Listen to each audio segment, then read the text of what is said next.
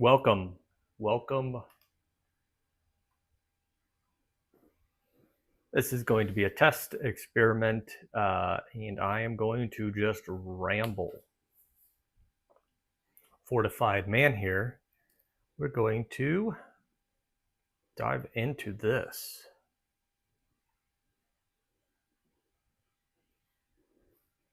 All right. What are we going to talk about today? I keep seeing this over and over. People are buying these steel barndo kits. They think they're saving money, then turn around and reframe the entire structure in wood. Let's talk about what's actually happening. The pitch is always the same.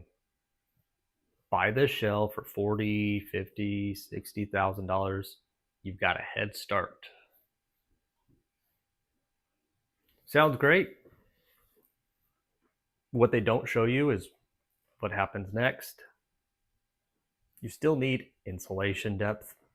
You still need plumbing runs, electrical. You still need drywall backing. What do people do? They frame a full set of 2x4 or 2x6 inside the steel exterior wall. Now let's think about this logically. You paid for your steel structure, then you paid again for wood framing, then you paid labor twice, then you lost interior square footage. You didn't eliminate a step, you duplicated it. Nobody talks about that.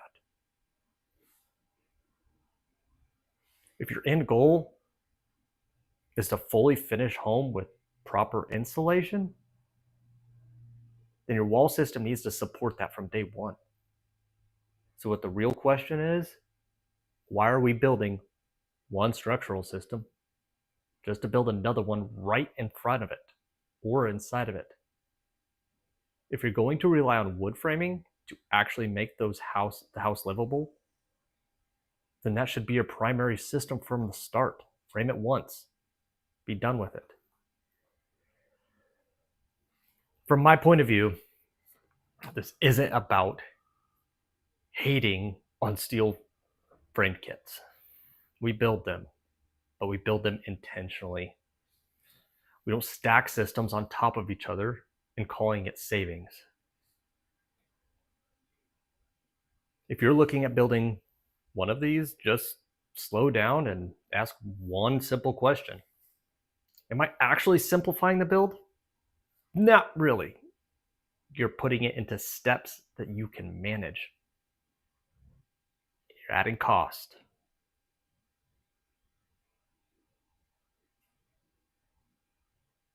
Are you really pushing cost to the next phase? Yes, you are. Absolutely.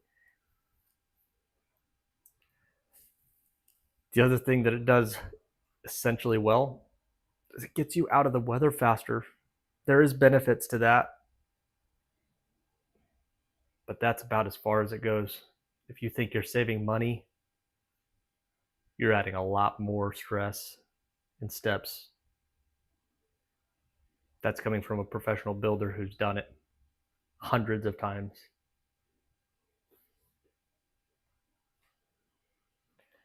I'm going to go back into this and see if I can't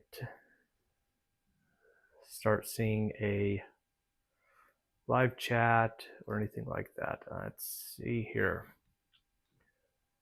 Bear with me.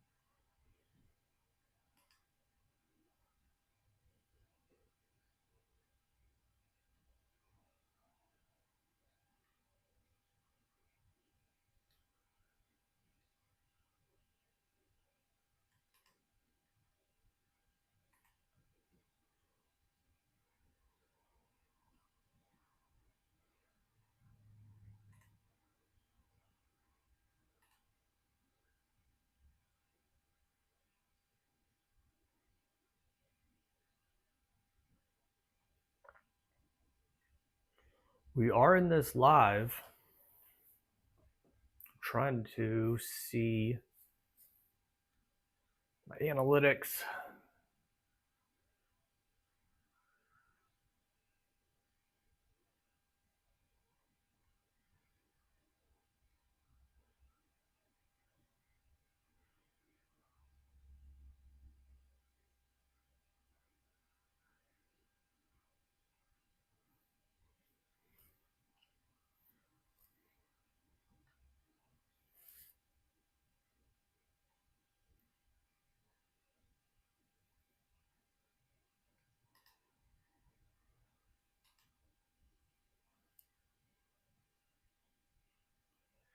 There's gotta be a way for people to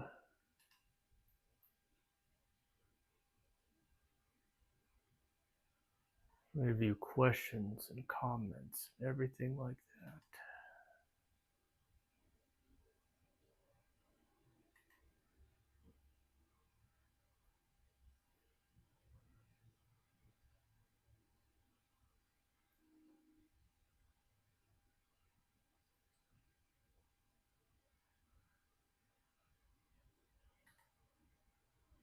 Very good.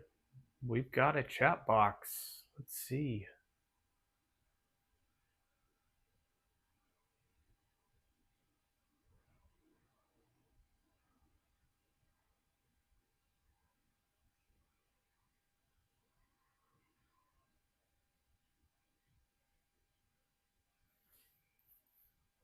We'll wait and see if anybody comes in here. Currently, we have a dead room.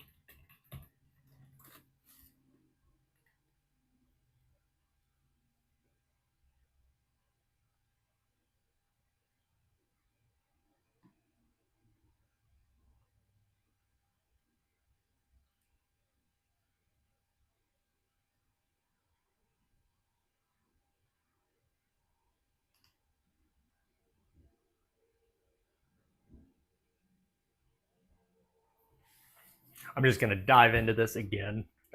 Let's take this one step further. People keep saying steel is cheaper. Cheaper than what? Cheaper than doing it right the first time? Here's what I see in the field. You bring in a steel shell, immediately you're solving problems that didn't need to exist. You're furring out walls, building secondary framing. You're fighting for depths just to run basic systems. How silly is this, guys? It's not efficiency, that's workaround after workaround. And nobody talks about the sequencing. When you build wood framing from the start via post framing, everything flows. Framing crews come in, mechanicals go clean, insulation fits correctly, drywall goes right on, done. And guess what? Your shell took just as long, if not faster. than putting up your steel shell kit. Another thing is most of your local contractors, they can get you a kit built from scratch faster than a kit you ordered online, made factory direct. When you start with steel, then adapt it, not every trade is adjusting.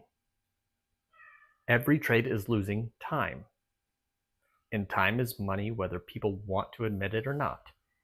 Self-builders, you specifically, especially if you're an owner, occupant, carrying a self-GCing mortgage, construction loan.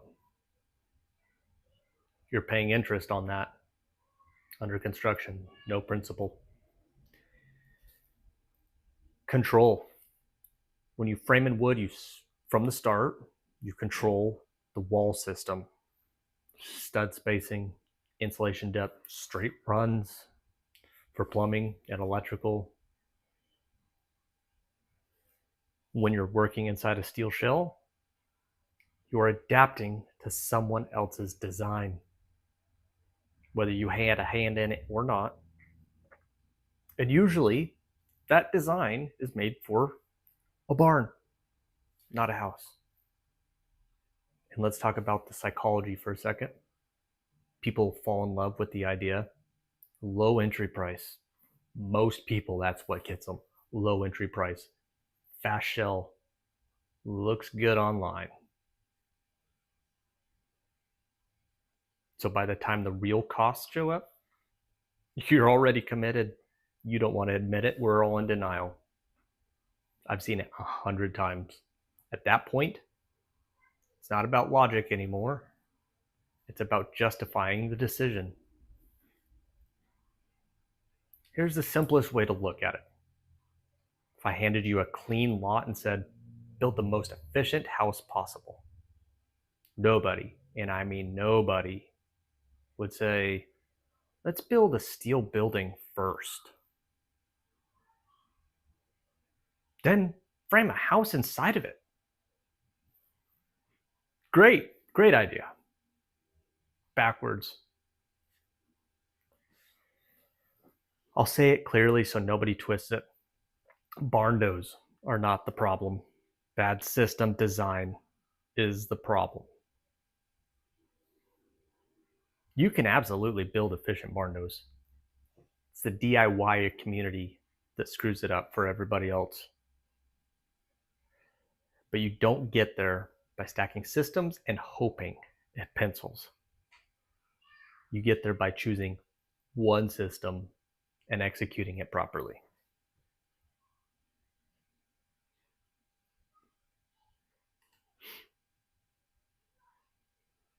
Okay, that ran for about 15 minutes. We're going to kick it, and hopefully next time we get some viewers in here.